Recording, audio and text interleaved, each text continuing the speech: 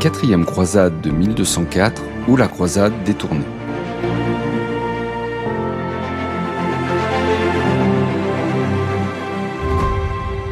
Bonjour à tous.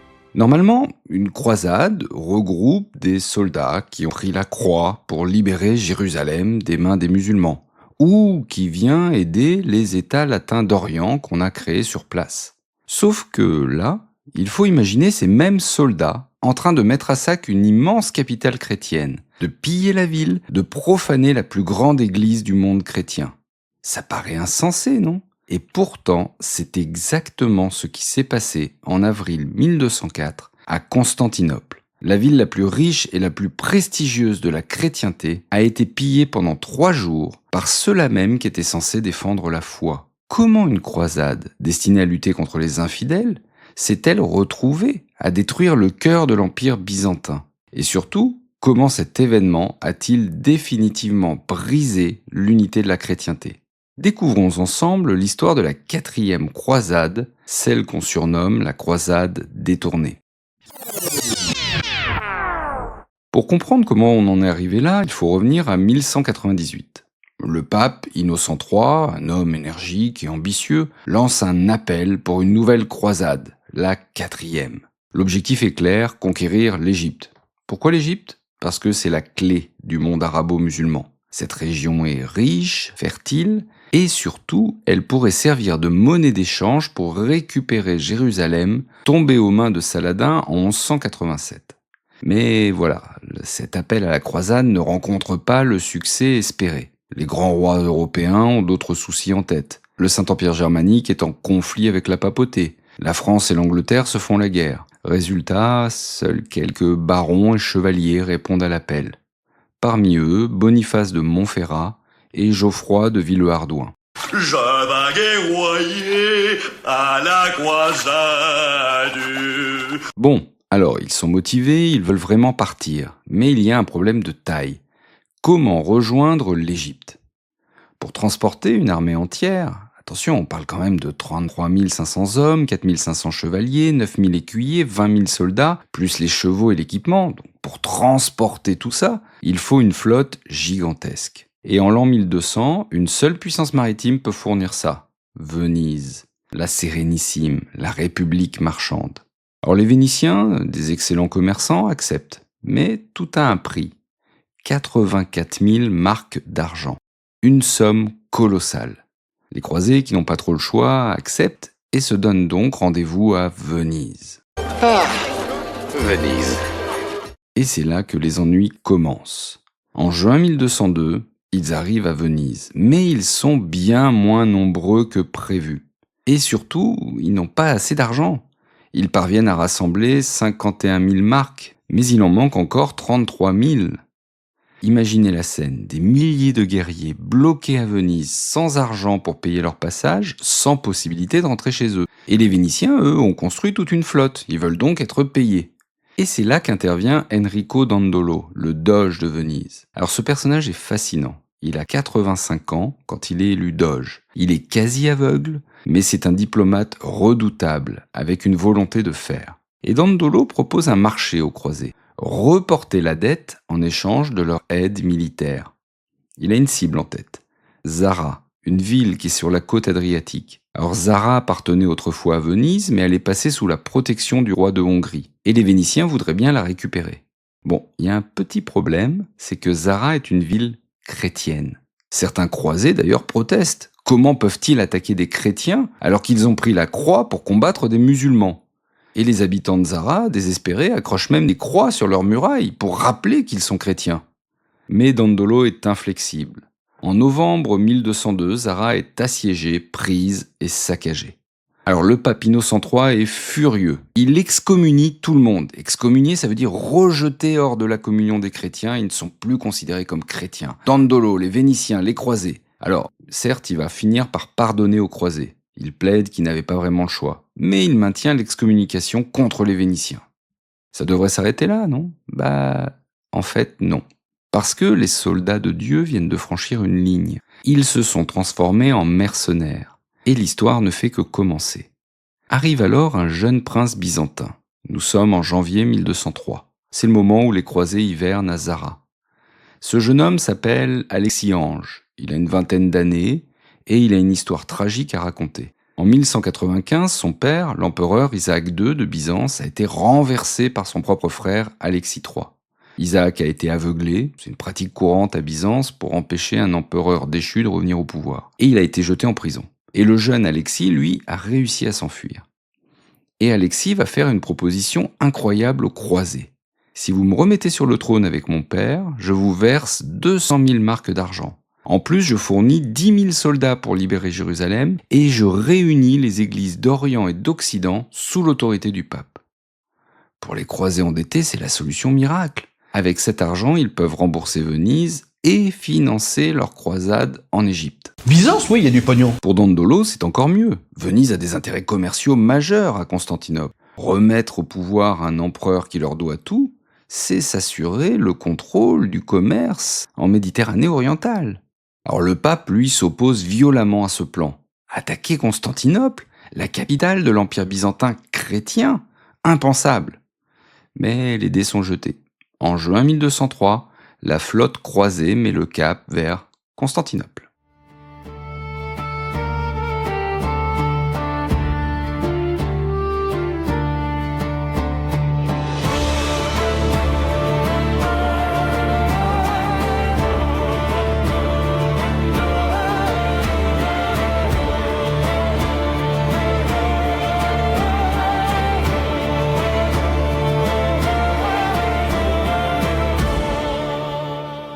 Constantinople, en 1203, c'est donc la ville la plus riche, la plus peuplée, la plus prestigieuse de toute la chrétienté. Paris, Londres, ce sont quasiment des villages à côté.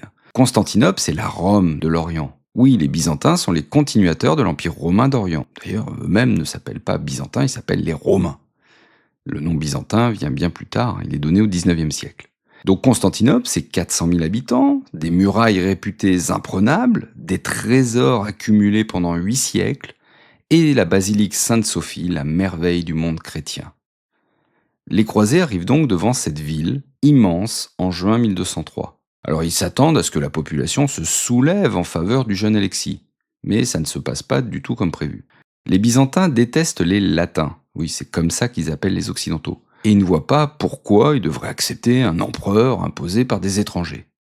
Donc le siège commence. Les Vénitiens, qui sont des excellents marins, attaquent par la mer. Les Latins par la terre. Et après des combats acharnés, ils parviennent à pénétrer dans la ville en juillet 1203. L'empereur Alexis III panique, il s'enfuit dans la nuit, emportant une bonne partie du trésor impérial avec lui. Isaac II est libéré de sa prison, il est restauré sur le trône. Son fils devient co-empereur sous le nom d'Alexis IV. Victoire!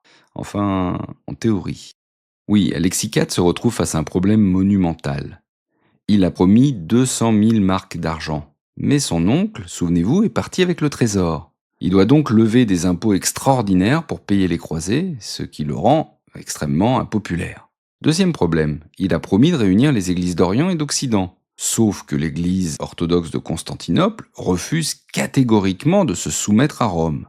Les querelles théologiques entre les deux branches du christianisme, les catholiques, et ceux qu'on va appeler un peu plus tard orthodoxes, durent en fait depuis des siècles. Les mois passent, Alexis IV ne parvient à verser que la moitié de la somme promise, les croisés s'impatientent, les Byzantins considèrent leur empereur comme une marionnette des Latins, et des rixes commencent à éclater entre Grecs et Latins. En août 1203, un groupe de Latins attaque une mosquée dans un quartier de Constantinople. Oui, il y avait une petite communauté musulmane dans la ville. L'incendie qui s'ensuit ravage une grande partie de la ville et les habitants accusent les croisés. La situation devient explosive. Et puis arrive l'inévitable. En janvier 1204, un lointain cousin d'Alexis IV, Alexis Doukas, surnommé Murzufle, ça signifie en grec « dont les sourcils se rejoignent », organise un coup d'État. Alexis IV est arrêté, puis étranglé le 8 février 1204. Il a régné à peine 6 mois. Son père, Isaac II, meurt peu après en prison, peut-être de peur, peut-être de chagrin. Murzufle, celui dont les sourcils se rejoignent, devient donc l'empereur Alexis V. Et sa première décision ? Renforcer les murailles et refuser de payer quoi que ce soit aux croisés. Alors évidemment, ils sont furieux, ils ont investi des mois, ils ont investi des ressources, leur débiteur est mort, et le nouvel empereur leur claque la porte au nez. Donc dans le camp des croisés, en mars 1204, l'ambiance est électrique. Dandolo, toujours aussi rusé malgré ses 90 ans passés, propose d'aller plus loin. Pourquoi finalement ne pas prendre Constantinople pour eux-mêmes ? Les chefs croisés se réunissent, ils ont besoin d'une justification morale. Ben là voilà, les Byzantins sont des schismatiques qui refusent l'autorité du pape et des traîtres qui ont assassiné leur empereur légitime. Certains vont même jusqu'à les traiter de pire que des juifs, comble de l'insulte médiévale. Il y a des prêtres qui accompagnent l'armée, eux ils promettent l'absolution des péchés à ceux qui participeront à l'assaut. En clair, prendre Constantinople devient un acte pieux. Attention, le pape Innocent III avait envoyé une lettre interdisant formellement d'attaquer la ville. Mais cette lettre est cachée aux soldats. Et donc, le 9 avril 1204, un premier assaut est lancé. Il échoue. Les murailles de Constantinople sont redoutables, les défenseurs se battent avec courage, et le mauvais temps complique l'attaque. Mais 3 jours plus tard, le 12 avril, le vent tourne, littéralement. Les conditions météo deviennent favorables à la flotte vénitienne. Et c'est reparti pour un deuxième assaut. Et cette fois, c'est la bonne. Les Vénitiens, avec leurs navires spécialement équipés de passerelles, parviennent à accrocher les remparts maritimes qui longent la Corne d'Or. Les défenseurs résistent héroïquement, mais ils sont débordés. Une brèche est ouverte, les croisés se déversent dans la ville. Constantinople tombe.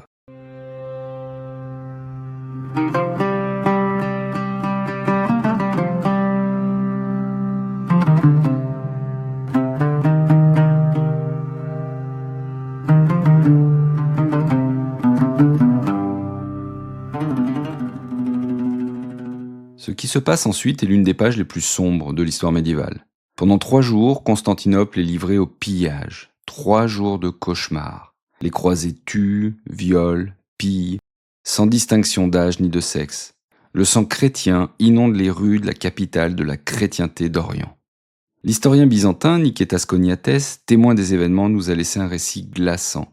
Il décrit la profanation de Sainte-Sophie, qui est alors la plus grande église du monde chrétien. Les croisés brisent les autels, volent les calices sacrés, jettent les reliques des saints dans la boue. Et voici le pire, il faut entrer les mulets et les chevaux directement dans la basilique pour remporter le butin. Les animaux glissent sur le sol de marbre, souillent l'église de leurs excréments. Choniates écrit une phrase terrible, je le cite, « Les Sarrasins, lorsqu'ils étaient maîtres de Jérusalem, ont usé de moins d'impiété. » Imaginez le traumatisme. Pendant des siècles, Constantinople a été le rempart de la chrétienté contre les invasions venues d'Orient. Et voilà que ce sont d'autres chrétiens qui la détruisent. Le butin est colossal. On estime sa valeur à 900 000 marks d'argent. Venise récupère une part énorme du trésor. Des œuvres d'art inestimables sont embarquées vers l'Occident. Et après le sac, les croisés et les Vénitiens se partagent l'Empire byzantin comme un gâteau.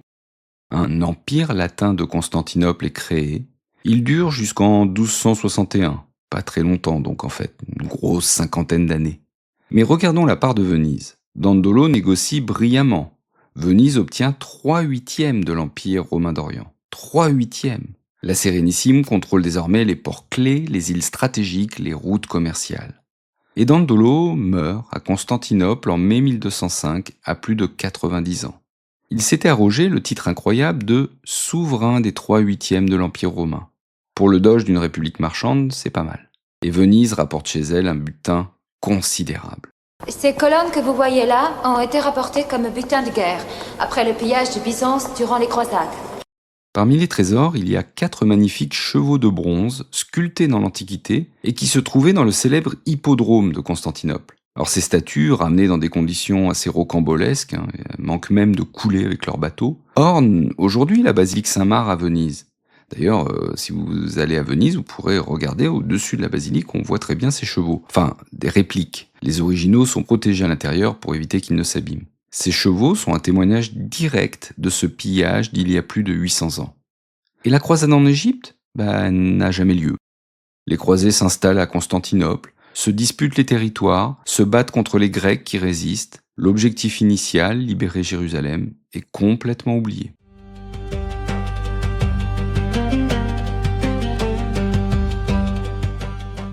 Pour les Byzantins, le choc est immense. Leur empire est brisé. Certes, des États grecs survivent en exil, Et en 1261, Michel Paléologue parvient à reprendre Constantinople et à restaurer l'Empire byzantin. Mais il ne se remet jamais vraiment de ce coup de 1204. Affaibli, morcelé, appauvri, il végète pendant 2 siècles encore avant de tomber définitivement aux mains des Turcs ottomans en 1453. Certains historiens pensent même que le sac de 1204 a justement empêché l'Empire byzantin de résister aux Turcs. En fait, ce pillage n'est pas le coup fatal, mais c'est une blessure très grave.